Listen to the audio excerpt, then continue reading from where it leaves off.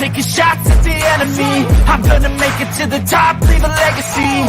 If I got something to say, you better let me speak. Turn it up a new degree, bitch, you ain't seen anything. I pop off with the new rock, electronic, blow the sonic roof up. I'm too honest when I take a few shots. They're too toxic, need to take a new song. You cannot save me, cause I don't need saving. Cause everything I've been chasing, all here for the taking. Yay! Hello. Evening. How are you? Did you like that? I'm good, thanks. Oh, I like that. I am good, thanks. I'm a massive fan of the guy who does the music though, but but it looked and sounded wicked. Well, it's for our very special guest. What have you been up to? Stop looking at him in the green. I can't help it because he's giving me the middle finger in the background. And it's funny. I can't help but laugh. Do you want to say hello to everybody in the chat pool? Yeah, absolutely. And Philip Wills.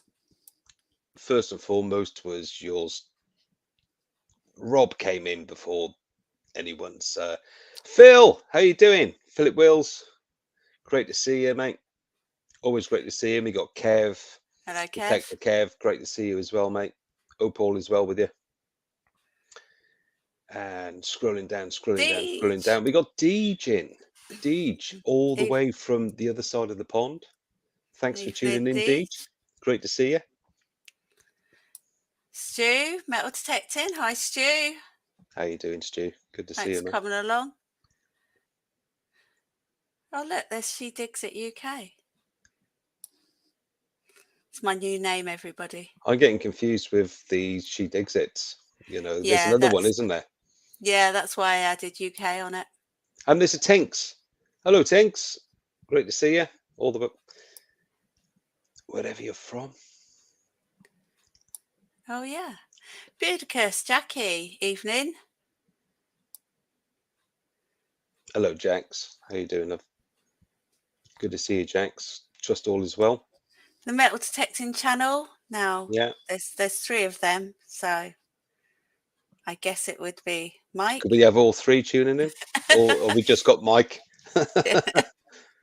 Evening, Glenn. It's good to have you aboard anyway. Hello, Glenn. How you doing, mate? Evening, Shedigs. There you go. Shedigs. There we go. Right. I think you had a good week? Yeah, very good. Very good. Oh, it's been a bloody hot one, but been off this week, so managed to get so much done around the house, and it's like get the garden sorted out and some other bits and bobs. I didn't go in my garden with the heat wave. So let's just bring him in, shall we? Please welcome Mr. Rob Random. Hey! Hello! How you doing? Robert! Good, thanks. Good evening. Lovely to see you both. I'm going to make you big and you can eat the juice yourself. Greetings to Greater Berkshire, sir. Oh, thank you very much. Thank you very much. Hello to all and everyone in the chat. I'm just going to go through because I've got another screen here. Out Philip and Mr. Winner, chicken fucking dinner.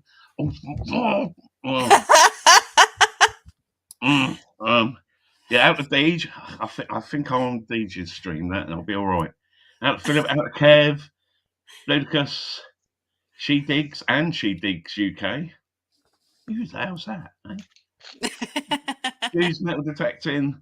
We else got there? Deej, yeah, metal detecting channel. Good to see you, boys. Yeah. Hello, everybody, and hello to Roseanne, and hello to Paul, and thank you for having me on the show. Yeah, no, thank you for taking the time out to come on the show. So how have you been? What have you been up to? Anything exciting? Well, nothing that I could talk about. Not live on stream? No, definitely not. No, nothing much at the moment. Sort of gardening at my parents' house a bit, and then doing those sort of like, they got so much wildlife in their garden with their pond and the fox and all that. It's like easy videos to make, isn't it? I just sit there out the back, cup of tea, throw a camera in the middle of the garden, chuck some chicken out there, and all the animals come out. I know. I know, it's crazy. So what camera are you sticking inside the pond? That's me GoPro. Very colourful, Okay. Rob. Yeah. It's my live shirt. My original people that know me from like my lives over the last few years, then they recognise this shirt, which has been put up for a Gore Prize and stuff before. I think Dirt Diggers UK won it and then gave it back to me, even though there was people that were willing to pay to have it set on fire, destroyed, sent to Afghanistan, you know what I mean, all that sort of thing. So yeah, I thought I'd wear it for you tonight and see give you a full tropical look. Very nice. From the makers of Cringe Clothing, Top Boys. I think we should, since you spoke about giveaways. Hello, Melissa. She wants to win some chocolate. Hello, That's Melissa. on tonight's show, Melissa. We should maybe talk about the prizes that you're going to be giving away in the late show. Yeah. If you want to explain what we're going to do through the night on the two shows, I'll grab. I don't know whether it's second or third prize. They're both sort of. Let's go for this as third prize. Used once, but I didn't get on with it. It's one of those ones that can go around, instead of over the shoulder, it goes around your waist. Now, being a fat git, I ain't got much of a waist, so it used to just fall down with my trousers. So I used it once, so it might have a little bit of dust in there. And to go with that, people used to like these, the Fines box, which is the turtle shell one. Oh, I didn't break it. No, it wasn't me. That's really cool. Yeah, these are a cool one, which I literally found in this bag. So I think I'll probably won these myself. So that'd be the third prize. Are you explaining what they're doing? I will explain second prize after they've seen first prize. All right. We got good old, go to any detectival and you get yourself a Mind Lab or an Optimac Pro swim bag thing.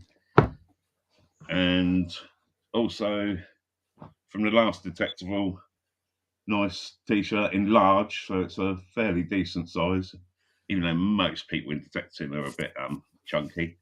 Evening, Mr. Meatball. Mr. Meatball.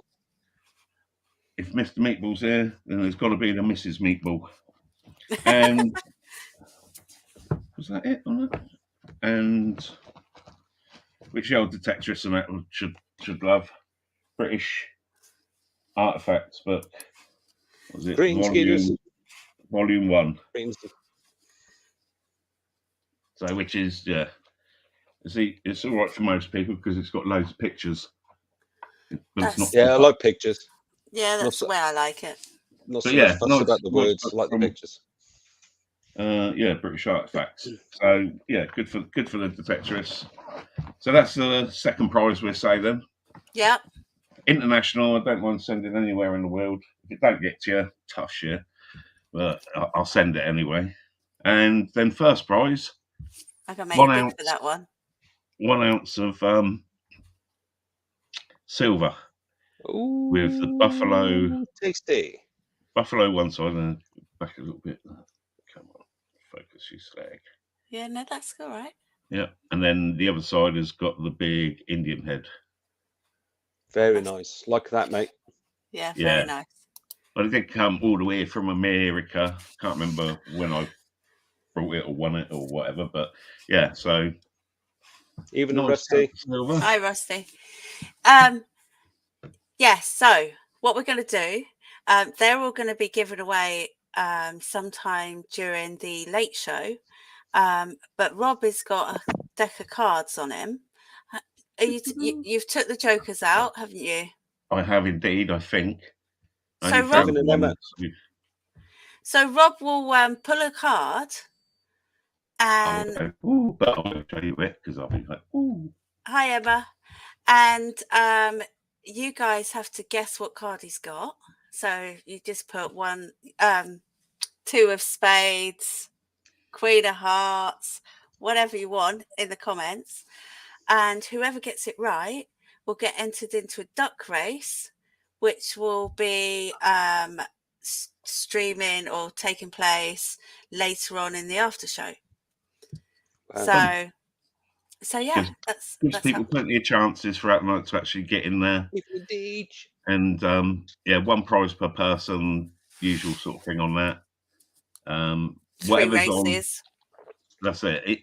You know, we've already agreed if there's basically 2 people who've got, say, 2 of diamonds at the same time virtually in the chat, then you both get it. You'll both get into the duck race. That's it.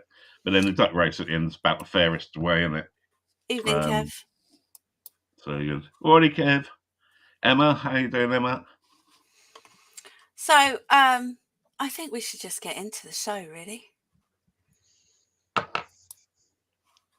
Ooh. I'm going to swap you and Paul around because if comments come up. See, I had that made for me from our good friend Colin, who passed away right at the beginning of the pandemic and everything. But I don't think I'll ever change that because he made it, and same as my sort of profile picture in Facebook. But we took quite a while to get that right. So it was very well received by all the people. Oh, look at you! Oh, look at that little boy. In my early days, I've always sort of like, you know, I like excitement. I do like excitement, and I am a bit of an adrenaline junkie. I was teasing Rob earlier on, saying E.T.'s fallen out with the basket somewhere. Yeah, the size of that helmet. It was a full face helmet because I did want to do motocross, but it was just a bit too expensive. But I was very good on a motorbike. So I've done BMX racing for about 4 or 5 years, sort of traveling all around the country. And I was absolutely shit at it because, yeah, I had little legs and I was very young in the age group. I mean, I raced one time against, there was a black guy next to me, and black man, you know what I mean? He wasn't a fucking kid, you know, sorry. And I'm sort of on there and I'm looking up like that. This geezer next to me. Go out the gate when the gate goes down, and just as I get at the first jump, he didn't get out the gate very fast, so I was one of the first ones. Pedal. Got to the first jump, and then this like tidal wave come past me. Literally the air from him, like if a bus goes past you, sort of blew me sideways. And this geezer's just gone flying off, and it was like he must have been about 15, 16. And we was like 12 or something. You know, there was a bit of dodgy shit going on in those days. Good memories, but you loved it. Oh yeah. It was good. It was good. It was literally, I suppose I got to that age, 14, 15, and yeah, I was like motorbikes. Then it was like pedaling. I've done enough pedaling in my life.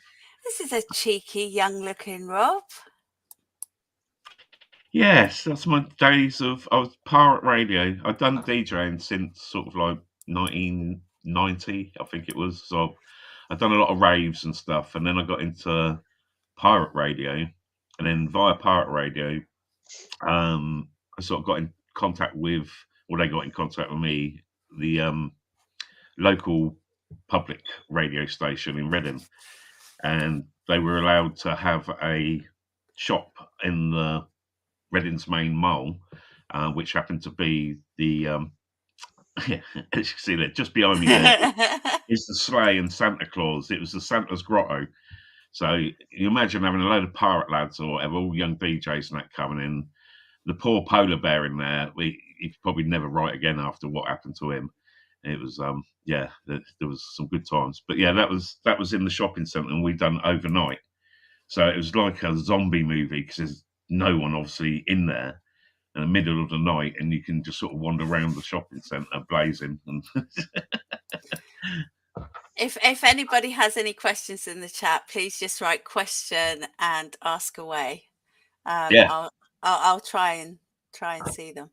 Yeah, Philip Ossin's BMX days were great. Yeah, in the 80s, mate, it was very big over here for a fair while.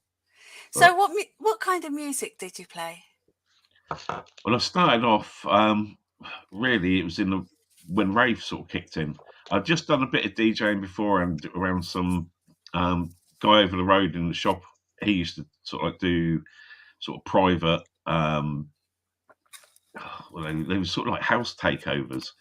There was empty houses, and then you get a few like rasters upstairs selling beer and whatever, and then he would do the sound system throughout the rest of the house. And they just went on for 48 hours around Reading in various places. And then we had a DJ come in who played. We was in one of the bars that we DJ'd, and he come in and he played like the rave that had just come out, sort of thing, the new sound. And yeah, I was hooked. I was like proper hooked. You know what I mean? They transformed our little wine bar place into this underground day glow rave thing with lasers and all sorts of stuff going on. And it's like, well, this is a bit different than your clubby house night sort of thing. Yeah, got into it. Started DJing them. I've got a record collection now. In this flat is about 10,000 records. I got addicted to vinyl. Oh, did you? Yeah, very much so. Very much so. Yeah. Have you still got decks then? I've got a deck. I did have my 1210s. I sold them about a year ago. I sort of used them on a couple of lives a couple of times.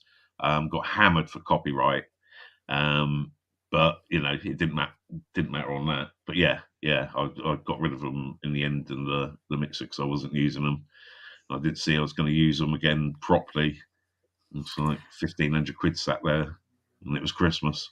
I bet the cartridges were more than the decks, weren't they, Rob? Oh, the cartridges, yeah, I proper these scratch ones on there. I think there was about 2,500 quid for a set of cartridges. They weren't cheap. So is this you going out looking for jewels? Yeah, well, we was treasure hunters. Oh, I thought it was an underwater rave. Yeah, that's it.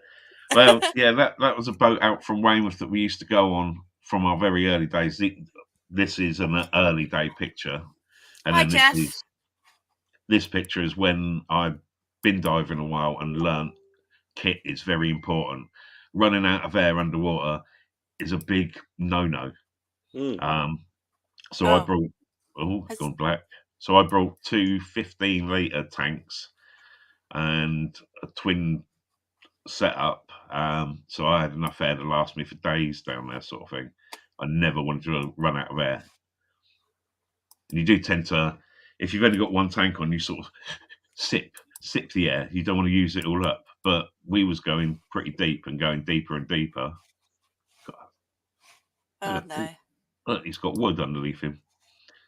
You've lost it now, haven't you? I was so organised. It was going so smoothly. It was like it seamless. wasn't it? It was absolutely seamless. How deep did you go? Generally, the wreck that we used to go on was 30 meters in a very, very turbulent bit of water. So you only got 20 minutes on the actual wreck. The rest of the time, tide would go through at about 3 knots, I think it was, literally fly around. The deepest I went was 48.5 meters in middle of Wales in Dorothea Quarry, which is 102 meters deep. Too deep for police to rescue you, or well, recover your body.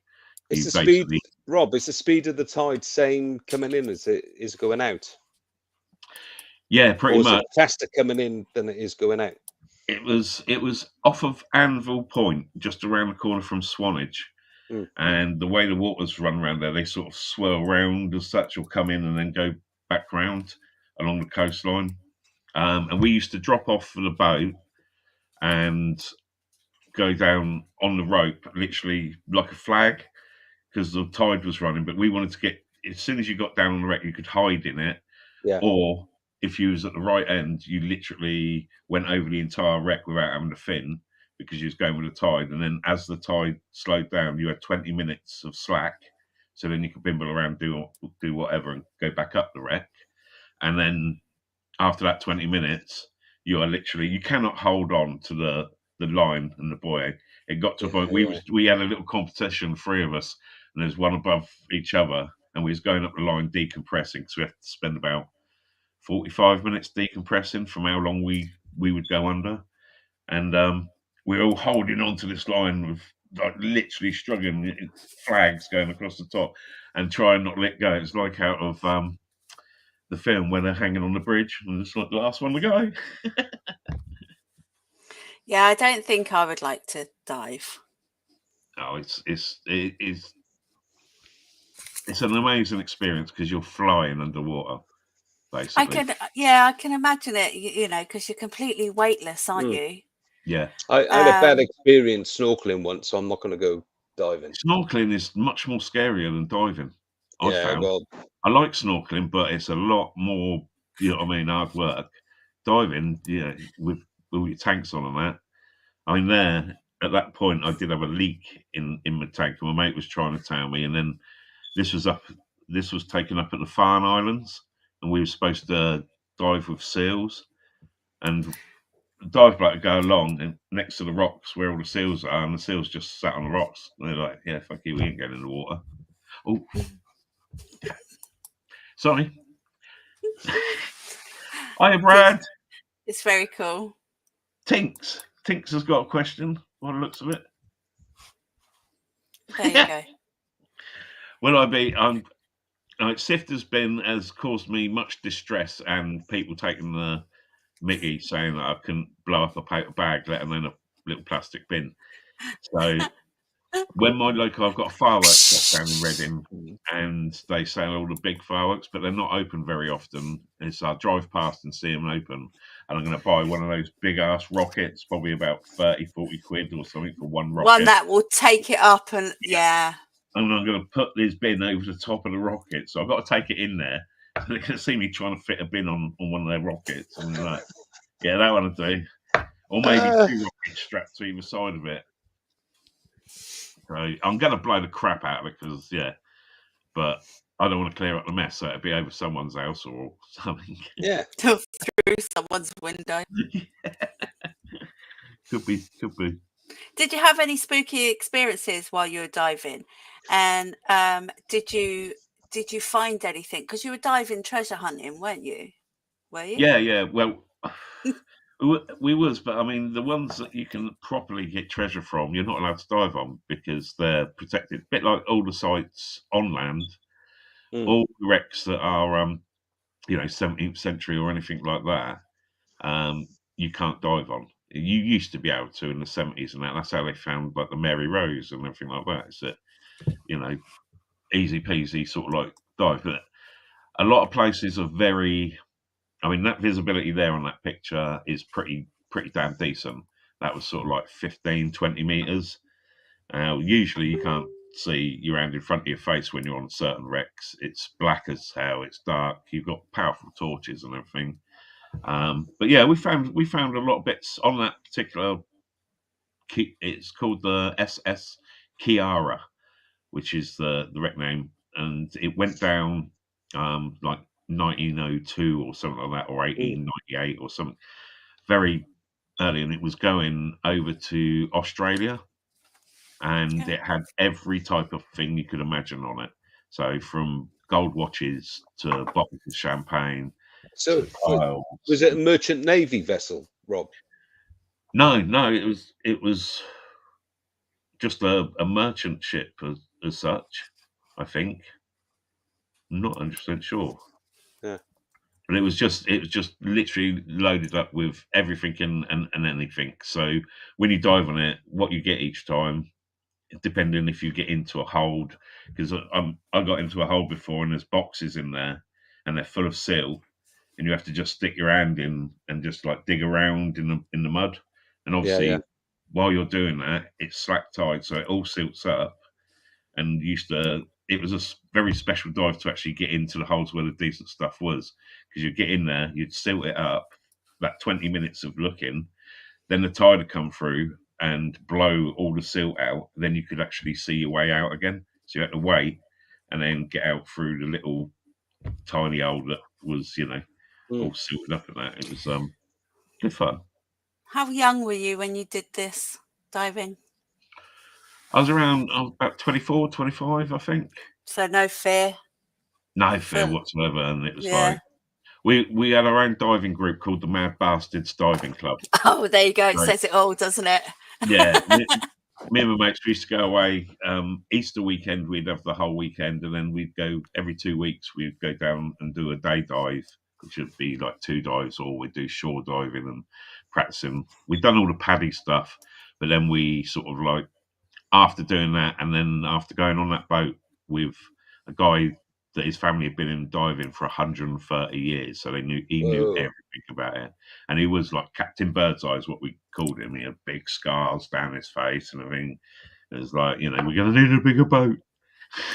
So is it just an easy paddy course and then you can go diving?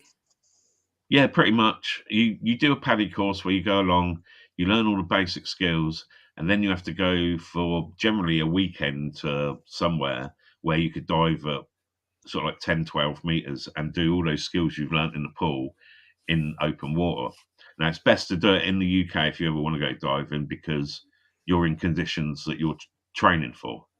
Now, I've seen paddy divers that have done it abroad in crystal clear waters. They come over here, they do one dive. We've had people on that boat that were instructors, and they've done all their instructoring abroad in the crystal clear waters. Come over here, 2 of them come up bleeding out the nose and frothing at the mouth. I don't think they ever dived again after doing that. They couldn't believe what our waters were like. Well, we was used to it. You know what you're jumping down into, a couple of feet, and you just, I used to love that. I've never been claustrophobic, so being in complete darkness at sort of 20, 30 meters inside a wreck, not being able to see where the hell you're going, always fun. Don't know who that is. Nothing to do with me. So you like a bit of dressing up then, Rob? Can be a bit of fun. Who can guess that in the chat then? Who can guess what character that is? You have to look at the face and you think. But as you can see, there's dirty Hogwarts, probably a mudblood girl stood there. So I was just freaking her out a lot. But yeah, me and my daughters would go along. They're both big into Harry Potter. I was sort of like, my eldest was of the age that I used to read her bedtime stories, and I went through most of the Harry Potter series with her. So, and I'd embellish them a bit. I'd Harry slapped Hermione for being a bitch, and then so we go along and do a bit of the cosplay. Yeah, Philip Wills knows it. Dementor, bang. I've never seen any of the Harry Potter films, mate. I couldn't comment. Well, I brought the mask. It's a full mask, and it is a Dementor face where it's got this tiny little mouth, and they basically fly around like ghosts and can suck the life out of you as such, or all the joy out of you. So they sort of take that out, and they're like police, like guards at the prison of Azkaban. I'm not going to go into it. Cosplay, what's that? You know what that is, Mr. Brad. Brad likes to dress up a bit and put a bit of makeup on. Oi, oi, 2 gents came in. Oh, like a chieftain, Sherman. That is the actual tank that was used in the film Fury. Kelly's. Oh, I was going to say with Kelly's Brad Pitt. Sort of 2015, I think it was, something like that. I think the film came out, the Brad Pitt film. Yeah, Fury.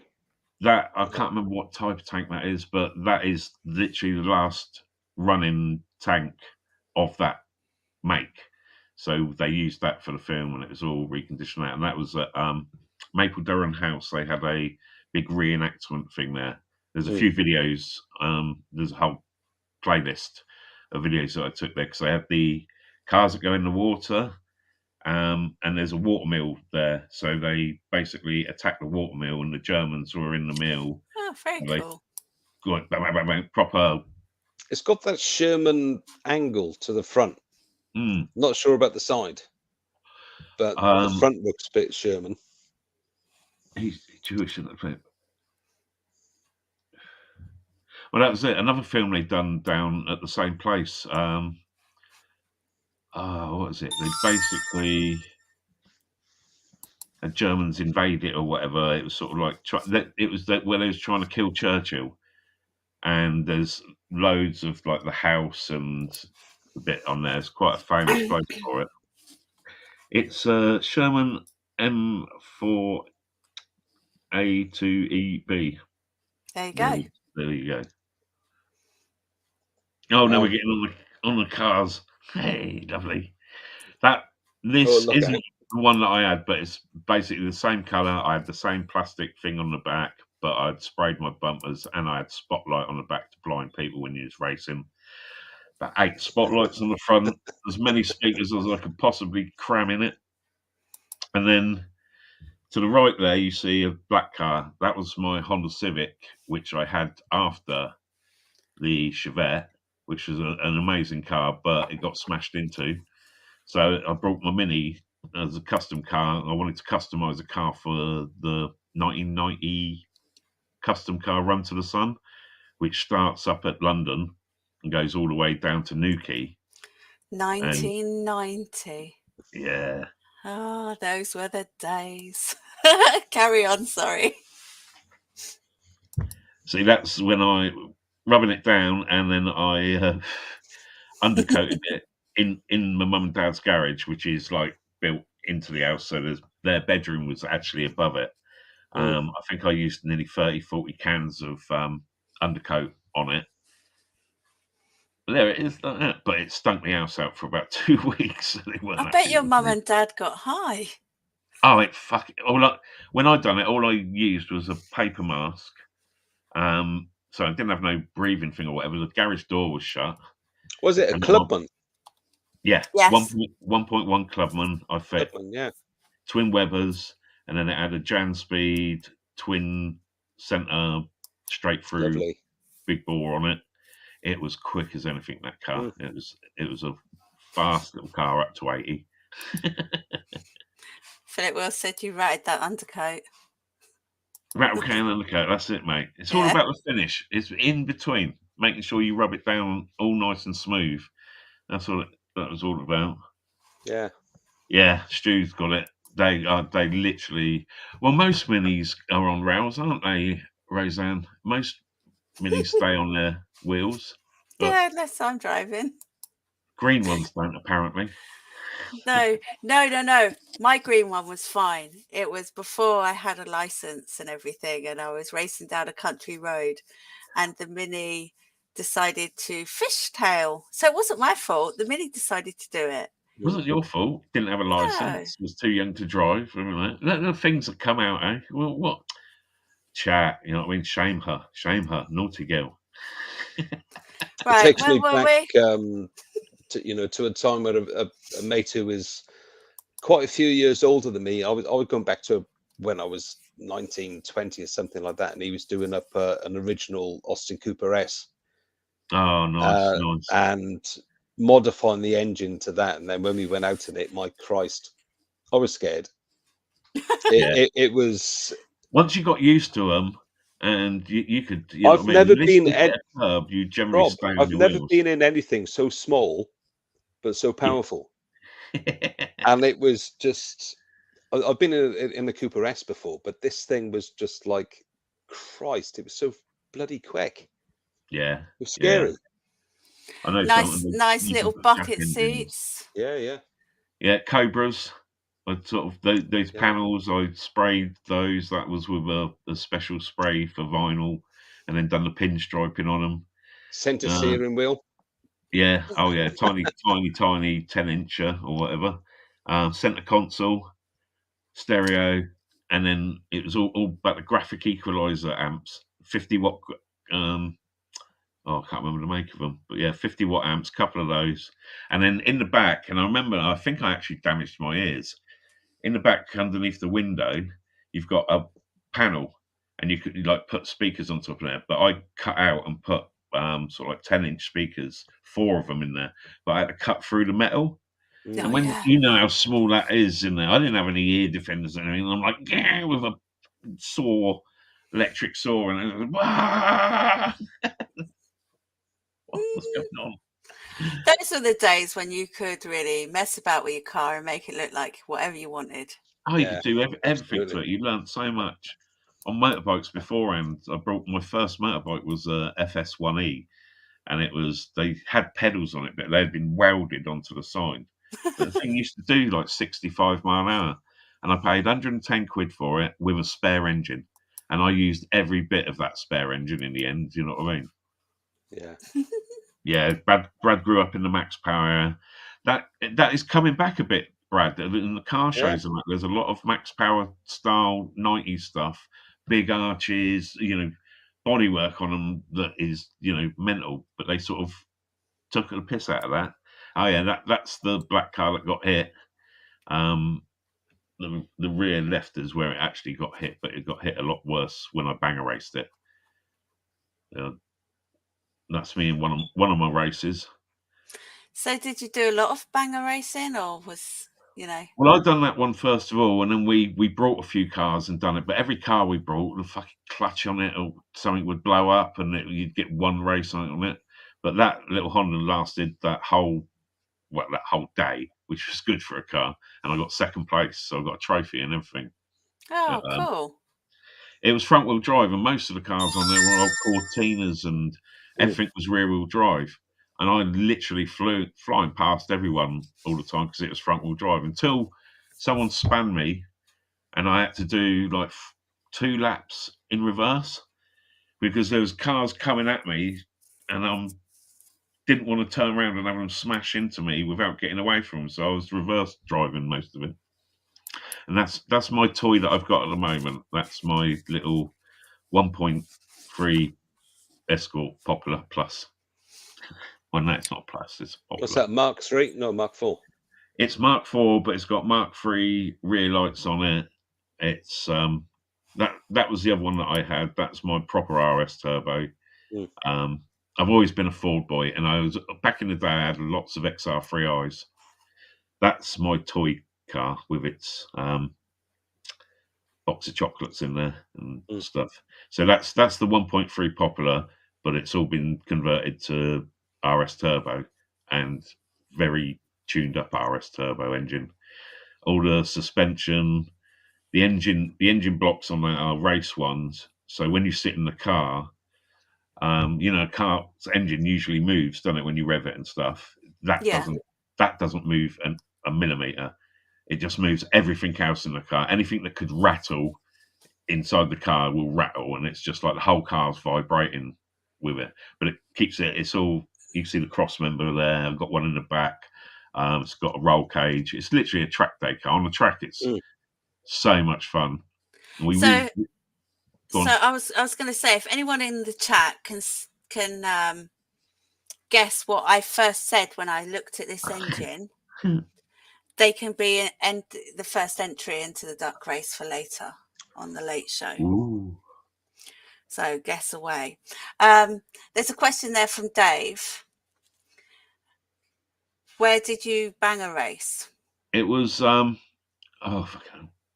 knew as a turn. I went to sort of like Aldermaston. That's it. Okay. Aldermaston track. It's literally just up the road from me now. No, Philip. I'm just trying to remember if we did go to see some other mates of mine do Stanlake, because they do a. Yeah, that's. Did you ever venture down this way, Rob? Down to the Aldershot Arena? I think it's a bit harder of a question. I've been down there, but I haven't raced anything down there. We've done about sort of like 5 or 6 cars in the end, and then the amount of time you took stripping a car out, putting the acro. That was the only like safety that you had in these things, was you obviously took all the glass out, but the roll cage in it was an acro prop behind your seat, up through, bolted into the roof and bolted into the floor and spread out. So it was very dodgy in those days. But I'm surprised no one's asked the question anyway. So, because I think it's too hard. Where's Zero at? It's there, right next to the centre of the turbo pipe over the top of the silver one. To the right of that, it's an alley one. I think he was guessing what I first said. But since, I think it is too hard a question, so you'll just have to pull up a Well, card. it's a bit small, isn't it? If you Yeah. the Well, picture's just a bit. I Can't can see really it. see. Top right hand side of the engine. Can you explain why there's a Quality Street tin in there? Not really. When I brought the car, it was off of a mate of mine in the car club, and I turn up at a car meet one night, and they've rolled in this like pop bang turboed up little Mark III Escort. It was the car you wanted to have back in the day when RS turbos and that come out. Obviously, lots of them and Cozzies and things got stolen. People sort of would do conversions, and it's a sleeper car. You drive along. There's a 1.3. I've not raced people on the motorway. It was a closed road coming back from meets, and there's people taking pictures because they're sort of like it's like Brad said, Honda Civics and that. Lots of them at shows, and they're quite quick.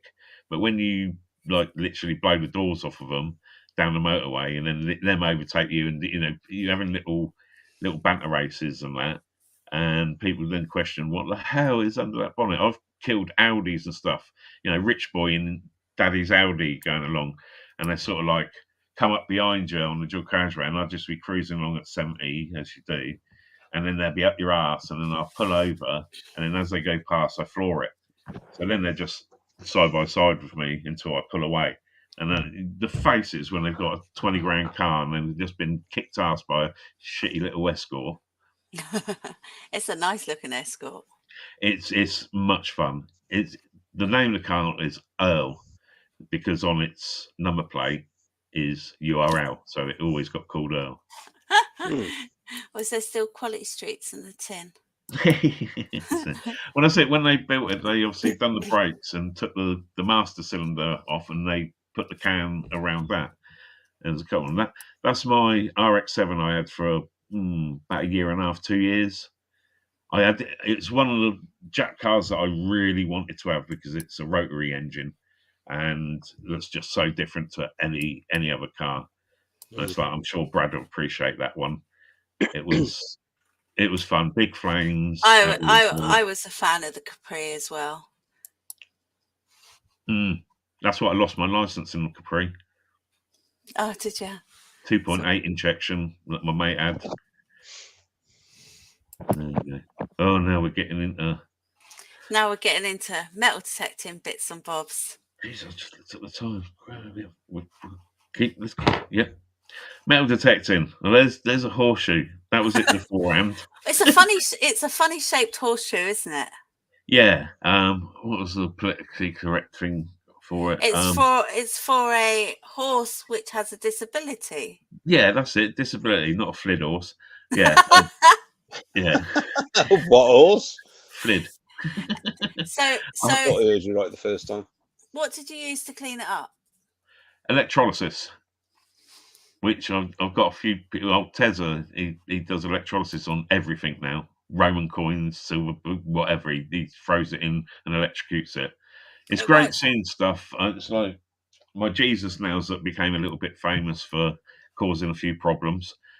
I electrolysis them, and when you bring something back that it's not going to rot away anymore, it's nice. I like iron finds.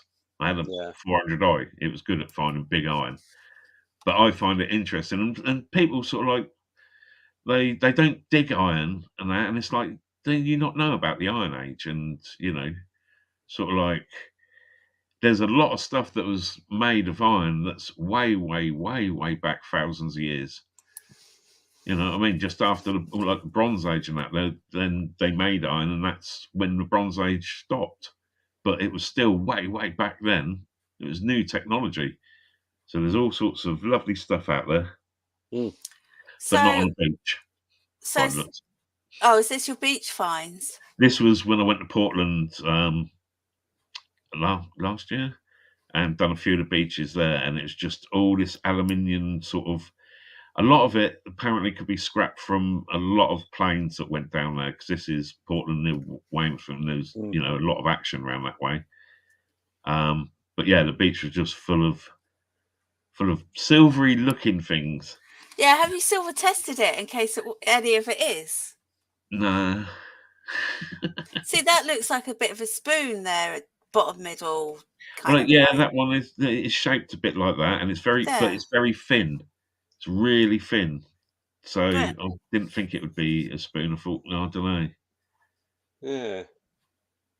But yeah, I quite like the blobby rolled up stuff. It's just quite cool that it's obviously been in the sea a while, rolled around. That badge. Hi. Hello, Darren. There we go. Glenn, how are you A doing, Glenn? newbie. 2Gen Gaming. Dirt Diggers, all right, mate. How you doing?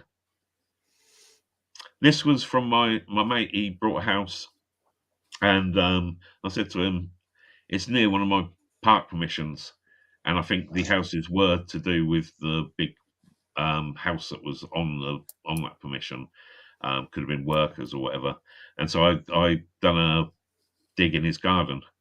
Found that was one of the first finds that I found.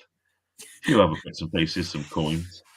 2Gen Gaming has a question, but it's really long. Go for it. Crack on. That is a lead sort of ingot, such as I suppose about that long, and it's shaped. It's very hard to sort of get it, but a bit like a Toblerone, basically. Oh, okay.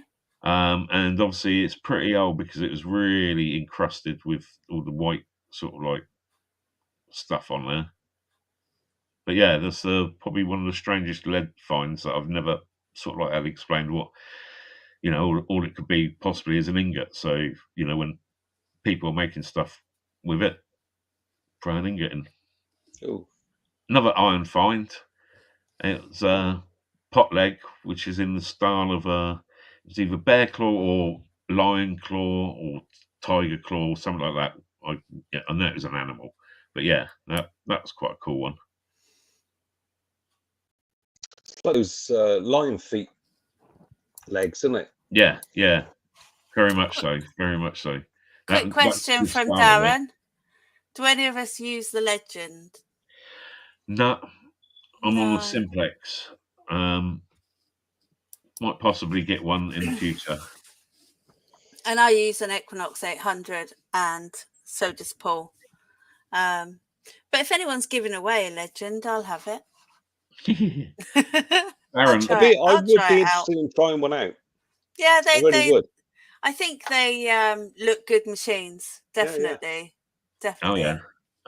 From what people are finding, I mean, everyone that I know that's got one tested them and that. Darren, if you speak to Dirt Diggers UK or go on their channel, there's lots of videos on there, and South Coast Detecting. And Kev has a legend. Yeah, Kev's just literally got his back today, so hopefully he'll be back out with it. Liam has one as well, doesn't he? Yeah. There's quite a lot out there. Yeah, quite a lot out there. There and is. they've all got sort of like videos and what is it? Detect Sussex. See, him and Scott are nomads, so they're very connected with Nocta Macro. So even if they don't know, they will find out for you, and from the horse's mouth, basically from dialect or the company. So their stuff is, usually up to date and honest, and good for the legend stuff. Personally, I think I want an Orcs. ORX or whatever they're called. Oh yeah. I want a lightweight one. Yeah. I got the lightweight spade. I'm doing that. 2Gen Gaming. I would, turn it on, dig, and then you'll find out if it's worth it being on. Dig everything. You'll find some weird and wonderful stuff. If it's old land, it's 2Gen. I've never had a Garrett Ace 250, so. Well, I had 400i, and I used to literally, if I got on a trashy place or if I just wanted coins, I notched out everything up to the last two, which was up in the 90s, or 2 or 3, I think it was. Yeah, literally everything. I'm not sure if the 250's got discrimination capability on it. But what I would say to Jen is that I used the 400i for a couple of years and loved that. And the target tones on those A series are pretty much the same until you get to the AT Pro, which tends to change slightly. But anything that's registering roughly 40 and under is going to give you pretty much an iron signal. Yeah. All right. So I know it's difficult. You're not going to be able to notch anything out. You've got no discrimination on that particular machine at all. You've got a fantastic coil, the Nail Tornado. That is a magical coil to have on a machine like that. As long as Try it and walks dig over it, you're gonna everything. find it. I would say 35 and above on your target ID. All right. I would say dig everything until you've learnt your machine, until Yeah. you've learnt what you want to dig and what you don't want to dig. Yeah. You know. But 'Cause- rule of thumb is on those A series detectors, anything kind of under 40 is going to be iron. Okay. Doesn't have numbers. Seem better. Just dig gotta it. listen to it, Yeah, exactly. That So was the thing with the 400. I got so used to the tones. I knew when it was definitely worth a dig. But I still dig sketchy shit all the time. Is this a button? Yeah, it was a button. It was very nice, weird design on there because it's a bit of a sort of Sphinx sort of style. Yeah, it does look like a cat of some sort. Yeah. Is it? I don't know. Nor do I. But it looked a bit liony, the face, and the tail is a lion sort of tail. So that's the picture in the middle. Is this at a rally? This would be at one of the LP digs or the metal detectors group. Says Metal Tidy. detectors group and LP do sort of like groups together. Yeah, Tidy would definitely spot a pussy. Big cat with a tail like that, yeah. Well, that's it. So yeah, it's quite an interesting one. Not like your normal sort of military ones or whatever. It seemed to be of something else. But yeah, that would have been on a livery on buttons or something. There you go. Philip said it. There's one of my better finds. Still not oiled them up yet. They're getting working, but Halford's pliers. Middle of a field, middle of a bloody field, and it's amazing. Sort of like, Farmer obviously dropped them. This is interesting. So if anybody has any ideas on what this is or why it's bent like it is, this is it. It's like a little pick, like a pickaxe as such, but very skinny, not very big. Have you got it? Have you got it there to show people? Oh,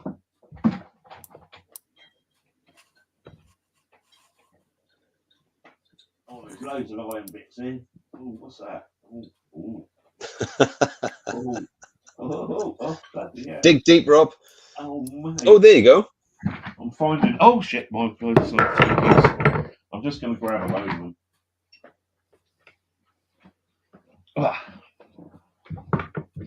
Yeah. And that looks like a lump of wood would have gone through that hoop. Well, yeah, that is definitely like a pickaxe handle. It is shaped small. Yeah, sort of. So that's the size of it. Big tash size. But that bit where it's been literally forged, I mean, it would have had to have been forged like that. So how many fingers can you get in the hole? I mean, you get 3 fingers in the hole, so So it is like an axe or something, well, or I was told, some sort of tool. It was a tool for picking up wood. Like if you was in the woods and your kids or whatever, it's a very lightweight, small spike, and you literally spike into branches, and that's how you pick it up. Okay. That was what I got told. So that was but yeah, yet again, iron fine, but super interesting, and would love to know. Interesting theory from Tidy. Yeah, look, mate. A mail hook off the railway. No, and because that's literally, look, you can see it's tapered in there to fit a handle in that bit of wood out the top and that, so it wouldn't fly off. Tidy your. And then why? It looks like it cleaned up well. Yeah. Again, electrolysis. I think that was before I'd done some of it, but yeah, it sort of turns it a bit black. But yeah, I literally do the electrolysis and then I melt candles and you put it in boiling wax and leave it in there for a little while, and that sort of puts anything in it. Oh, that's Ooh, a good one. nice little button. Yes, Philip. It could be for pulling branches down to harvest fruit. Yeah, could be. I'm sure it's a tool for in the woods sort of thing, just because it's a spike. But why? Why has it been forged? I need to know. To bend down branches. Oh. Yeah. Oh.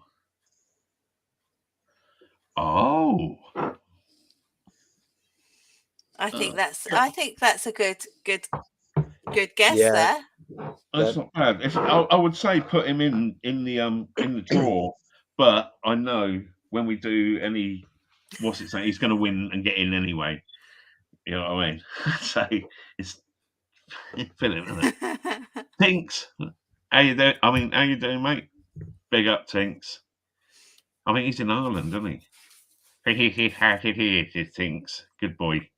Top of the morning. He's probably about as old as all three of us together. Is this an LP's dig then? Could be by the looks of it. Oh no, detect. No, it's not LP, is it? Well, yeah, I took pictures on one of the detectable badges. Okay. Sort of size and just yeah. So did I find that at detectable? Might have done. One of them, but it's only tiny. There's only very sort of like small, just over a sort of centimetre, and I found both bits. So maybe for a book. Yeah, I think like a book clasp or something, quite possibly. There's so many theories on these particular pieces, Rob. And that is book clasps, Coco Chanel frames, gold, close fasteners. Yeah, there's a lot of idea clothes.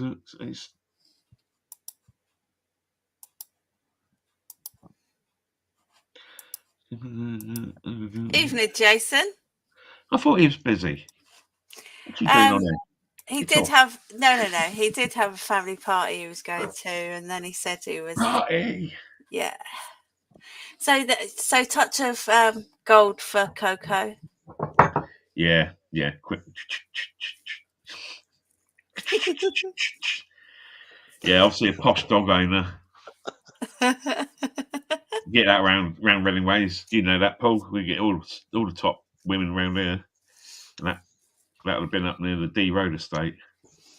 Oh, scary! Little face. There he is. Another iron find. And cleaned up. That's it. Two holes in it, and then it did a sort of bit more of a lump. Looks like a petrified like a little face. Jammy Dodger or whatever they call those things. Yeah, exactly. Oh yeah, Jammy Dodger. And that's more like buttons that I've found in general, whatever. They're a bit more sort of like military sort of ones, aren't they? Yeah, it definitely is a bit. It looks military. And that's the back of it. Can you go backwards a minute? Just on the previous picture. Yeah, is that Ickding on the bottom? Don't know. My site. The Welsh inscription Ickding. Actually, don't. That looks like a number 52. Might be wrong. No idea. Rob doesn't know. I ain't got a clue. I check things out first of all, and then someone will tell me, and I'm like, wicked, great. And then that is a little bit of Roman bracelet. Yeah. That was found when I went off for a dig with old Harry from iDetect in one of his special fields. I found a couple of Romans, and then we was having an argument about this one, and I had my 400i at the time, and I was going over it, and I knew it was small, because I couldn't bloody well find it. And he'd come over and he's like, "That's fucking iron, leave it alone, fucking dickhead, fucking," and off he went. And I'm like, "No, it's." And I think that there was a lot of iron in there, like little nails and shit, but that was amongst it. I knew there was a good tone in there, and yeah, finally found it. And it's only a couple of centimeters long, but it had that design on it. 1 cent. It was in. See, it was in my box of sort of like stuff that I will keep or give away. I don't know. It's 1 cent, but it ain't an American one. That's the other side of it. So it's a crown. Is Kevin here? He's king of coins. King of coins, isn't he? It's my live shirt, Jace.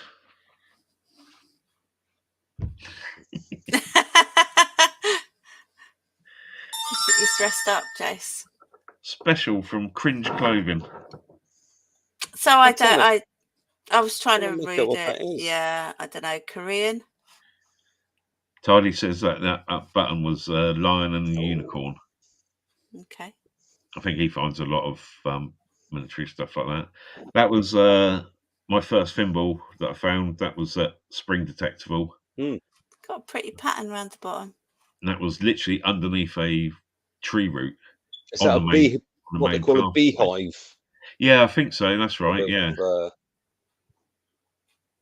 Beehive did, nice. yeah, they're like little sort of dimples, but they're not quite round. Best one you could afford, Dave, really.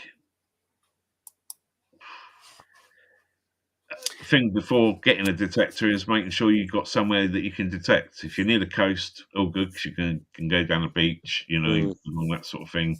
But getting permissions, if you can get permissions from farmers and landowners or anyone with any land, even gardens of people you know, is but that's the only trouble. Or go on. They're all good. They're all Greetings, good. Dominican Republic. It's just going to cost you a few quid if you go on like what I do on digs and that. Some of them I don't have to pay for. I get sort of freebies, which is handy because there's 20, 25 quid for the day plus your fuel to get there. You're going to have something to eat. There's usually a wagon there like churning out some burgers or hot dogs and that, and you're like, yeah, I have an hot dogs on it, you know. So it turns into a few quid each time. And I think all detectors are good. They'll all find stuff. You know, so like Philip said, watch some videos. The Garrett range is what a lot of people start on because it's cheap, cheerful. You'll get a second-hand one pretty cheap. A few farmers. And if you get a 400i or something like that, a couple hundred quid, it's a start, and you'll find stuff with it. But then, if you really get into it, you'll then want to go and spend 1,200 quid on something that you can maybe program more, something like that. Musket ball and couple of balls and a little ball, very small one, which would quite possibly been from like cannon shot from a little kid's cannon, because where it was found was in the garden of a manor house, and the manor house was very connected to sea people, like sea captain or whatever, and that's why they got given that land and all that sort of thing. Georgie Porgy, pudding pie, kiss the girls, sixpence shilling. When the boys went out to play, Georgie Porgy ran away. Sixpence. And a real silver 1914. Yeah, that was found up, I'm pretty sure, up that park. I've had quite a few decent coins and badges and things from it. So I've given away some decent ones. This was found very close to me, probably very much within walking distance. Hi, Jess. There is a video of mine, Hello, Jess. Neighbours' gardens, and that come out by the bus stop. Ooh. And it's a cloak clasp, I think. Okay. That's what I got told, because the round bit on it is not a hook.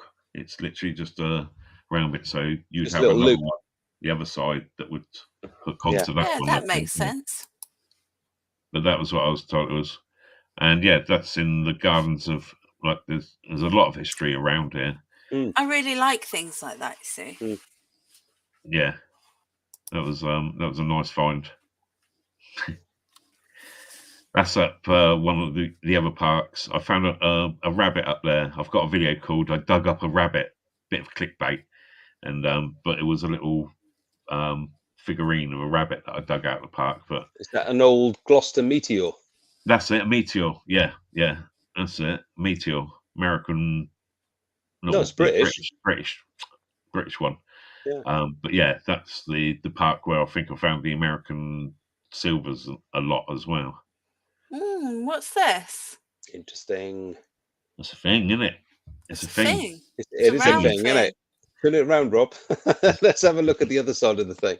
It's a thing. It's got a bit of screw thread on it. Well, there's the inside of the thing. A little bit bigger than a clipper lighter.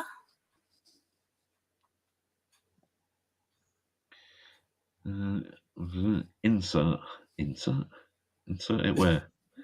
There you go. Primer percussion cartridge, or the bottom part of it. And number 11. That's when I got the numbers and like tracked it down to whatever. I don't know. It's like it blew out a butt plug or something out. Wow. Well, at least you found some information on it. Yeah, that's the interesting thing when you find stuff like that. And that's the mansion house. Oh, that's where you live, is it? Yeah. That's my weekend place anyway. That's it. That's the outhouse. Taken from the main house. You know, that's where I've guessed and that in there. I think that's one of the other silvers found up that park.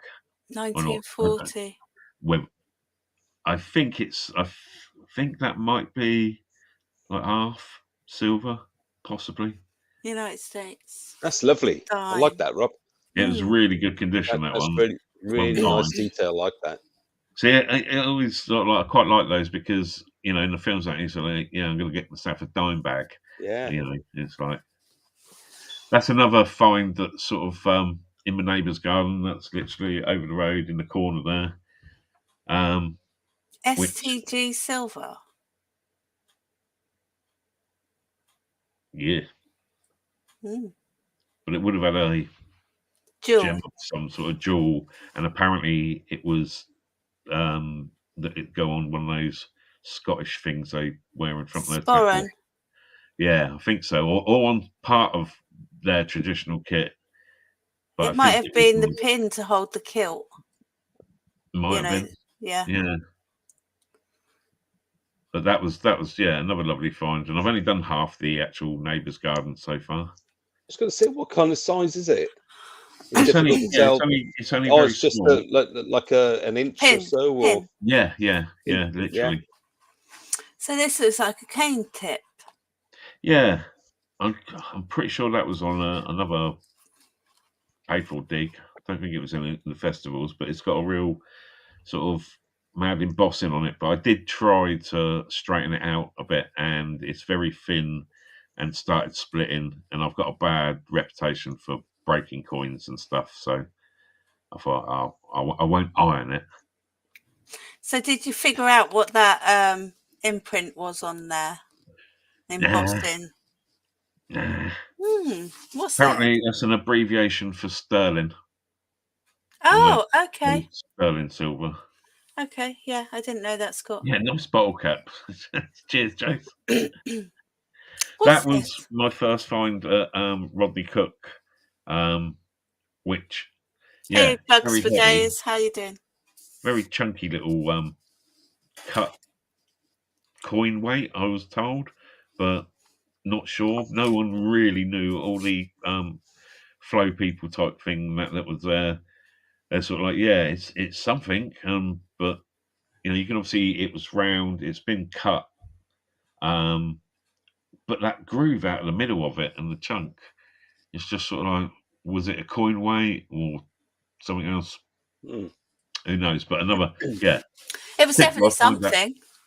I found that straight away, and then didn't find bugger all else apart from a few crappy coins. Is that a Roman? Crusty Roman? Yeah, that's Crusty Roman. I think that was from a detectable. I'm pretty sure it was, because that was the one that was a little bit chopped on the side. I'm pretty sure that was. It was only tiny. I think it's like a minimal, whatever. That was when the old Aquachigger was at detectable. So it might have been 2019, possibly. Oh, okay. Yeah, 18, 19, yeah. Yeah, one of those ones. Is this another Roman, or is this the back of that Roman? No, I think it's the back of it. But yeah, I haven't found many Romans. Found a couple that were sort of semi-decent, and one that we'll be coming up to, which was my sort of best Roman. Yeah, I can't really work out what that is. No, and I mean, that was literally under an eye thingy with the phone, trying to get it in focus at the same time. Night Take to care, you, Jen. gents. All the best, mate. Does anyone know what that is? Some sort of scraper. How would you get that? Well, it just looks like a tool of some sort. Well, Yeah, given apparently it's like scallop Crotal sort of bell. scale design, but yeah, no, it's like literally that side is flat that you were seeing then, but yeah, like Oh, let me go back. hide scraper. So it's a hide scraper, did you say? Well, that's what I was told, that it was possibly a leather scraper. So when you clean the inside of the hide off, it would have had more at the top. It's obviously broken, but you would. What? A frontal. Frontal. Jess knows what she means. Bit of frontal. Oh, you don't want to know what images. And I take it that's a lighter, is it? Take care, T-Gen. Yeah. Everyone knows the size of a clip. So silver Daenerys, I think. What's it? It sounded like. It's like scissors or something. I don't know. I can't make out what is that little man there, or yeah, they're very hard to sort of like make out on that side. But I did get told it's who it was. So it's quite an early one, and that was the one that I found literally on a Metal Detectives Club dig. And I like this kind of stuff. yeah, that was from the last Detectival. oh really? I have got info that I could share with you of what it actually is. Yes, please do. There we go. That's a better picture, isn't it? Let me read that one. I'll have to go. It's very cool. So it looks. Yeah. On one side, it's basically a medal. The legend on it is, if I do the translation, which is St. George, patron of the knights, or patron St. George on his horse. The image, a full armored knight on a horse with lance slaying a dragon. And on the other side of the medal, the legend in tempestate securitas, which translate from Latin as security in the weather, or in tempest keep us safe. The image, a ship with billowy sail, having men standing in the ship. Ah, that makes sense now. Look To at the that. right, a symbolic cloud with blowing winds at Both the on the starboard waves. bow, which seems to be setting sun or rising sun. This can also be the glow of the head of Jesus, as legend has it that Jesus and his disciples were crossing the Sea of Galilee when a violent storm developed. Jesus was sleeping and unbothered, didn't give a shit, absolutely no care in the world. And the disciples, in fear, woke up Jesus. And with a few words, the storm ended and the skies cleared. And everyone burnt a nice bit of rope. Yay.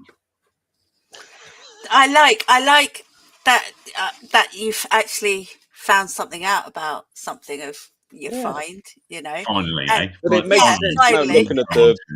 Now you can understand But what that yeah. rear is. I like that.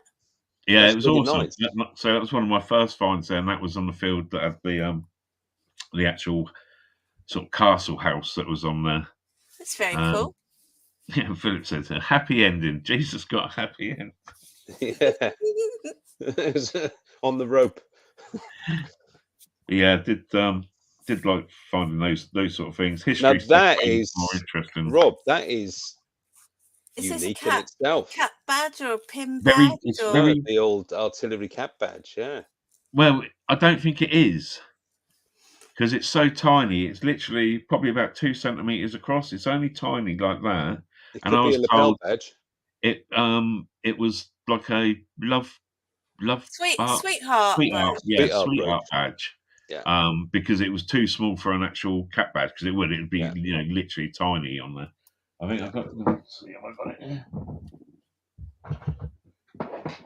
That looks like it would have been Oh yeah, here it is. 2 shades of red, blue, white, enamel. Oh, hang on. Let me go. That's how back. small it is. Yeah. Definitely a I'll sweetheart make brooch. you big. I'll make you big. Put your hand over your face. Come on. Yeah. Yeah. Well, we'll see what There we sort of size it was, but there you go. There you go. Yeah, pretty good. That was from that same park. Mm. Yeah, again another one, and there was a massive log that people And were it sat on. And was just George underneath V, the edge of wasn't it? That was dishing out the sweetheart brooches to the loved ones of the troops going abroad. Oh right, okay. I didn't know really, what they were, but yeah, when I looked into it, see, I've got info on that one. Don't know. That's a very good condition. Look, you can see all the hair and all the lines in the hair and the braiding. Yeah, it's one of my sort of like better Victoria. Is that the bunheads? I think they're called, Yeah. aren't they? And I've got a lot of Georges, loads of Georges, but the Victoria, I think there's 3 different ones. There's the bunhead, the young one, and then the old one. I thought it was a penny. It's a farthing. Yeah.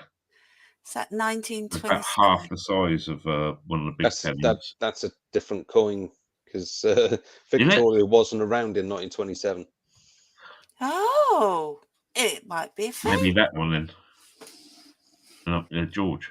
That might have been the other side of that. George. No. I told you I was grabbing pictures from folders I haven't been in for ages because it's the way I sort of store all my stuff in, like a folder for particular digs, but then cleared it all out. Which one? That George is 6. Finn 1. Is he the one that buggered off to America?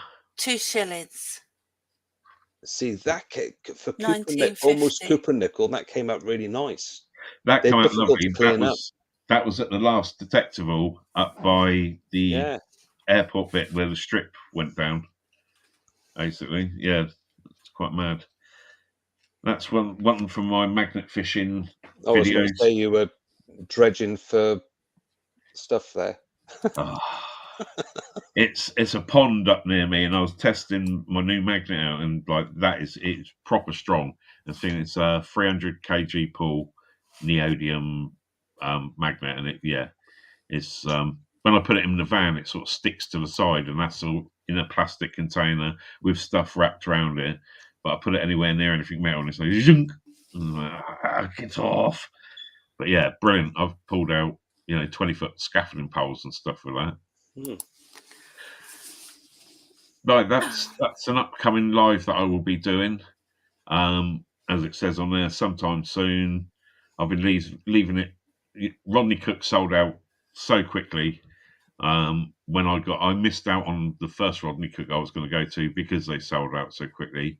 But then I went last year, made sure I got a ticket in there. Got myself a ticket this year, but LP is sponsoring and helping, so we get to basically go in for now. Or we put a few quid towards it. So for what I do, I'll put my ticket, which is a full camping weekend. And up for auction on a Saturday night. I mean, it's starting at the price of the ticket, basically. Like, I think they're about 60 Hey, quid. Lucy. But I know there's people when I was Flippy before, Lou. like scratching around trying to get a ticket. So hopefully it helps someone out and they can come along and camp with the Knobhead camping crew, which is, there's quite a few of us going to the this Rodney Cook one. Yeah. So we have to go into their charity. Basically, I've spoken to Mr. Cook and like he's all agreed and all good. So they would swap my ticket over or just, say who you are when on the gate. Have an LP got one coming up in Dorset or something soon? Yeah. Weekender.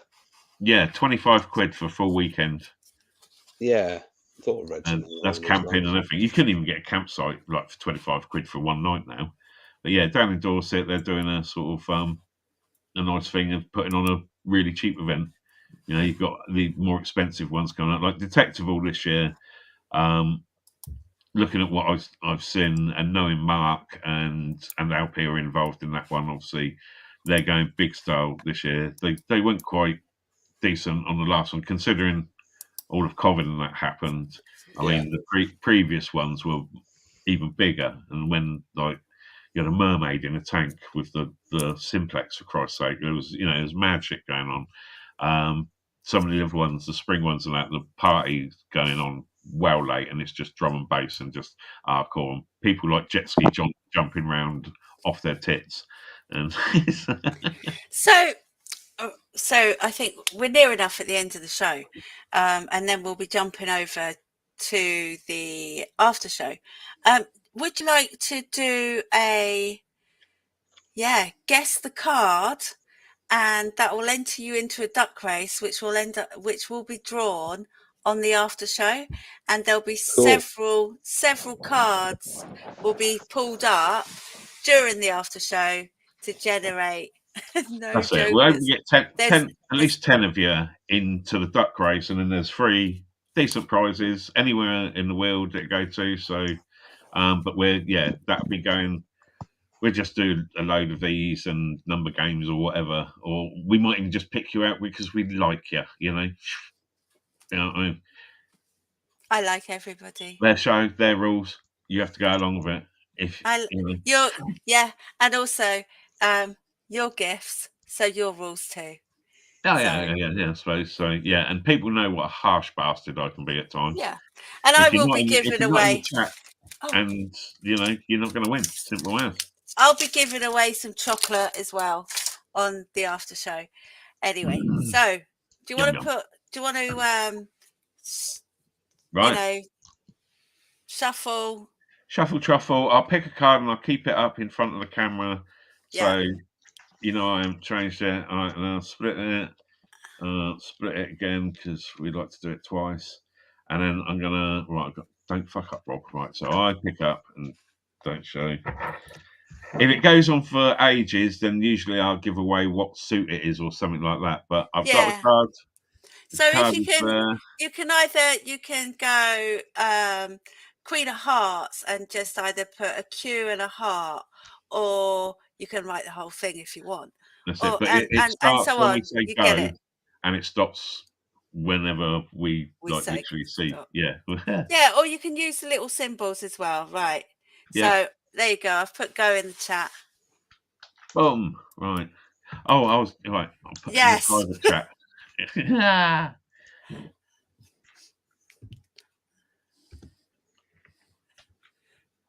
You got that? Yeah, I got it. My other screen's gone off. Let me have a look. Right.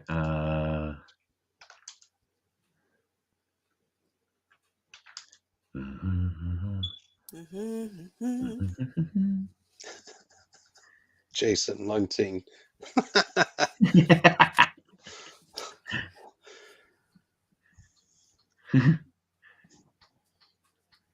What voice? I'm going to boot him in a minute.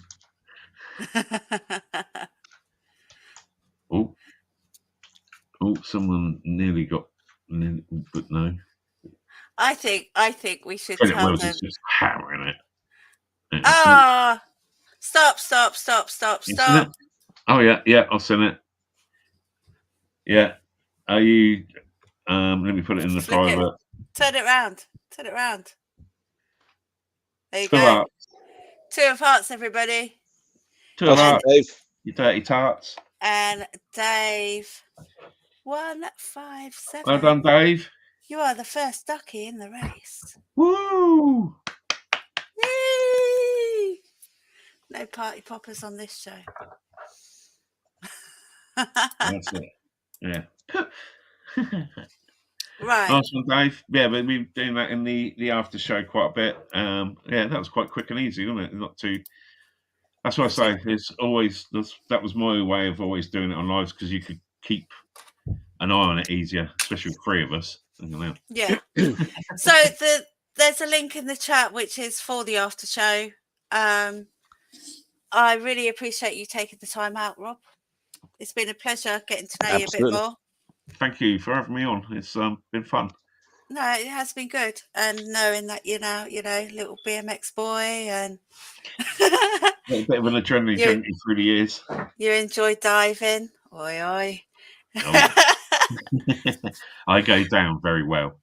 And Rob is also going to be on the after show with me and Paul, and we'll see you over there. Yeah, thanks. Cool. Look forward to that. Thank you, everybody in the chat. Really appreciate you joining us. See you later. Thanks for the questions and stuff. Take care, all. Bye.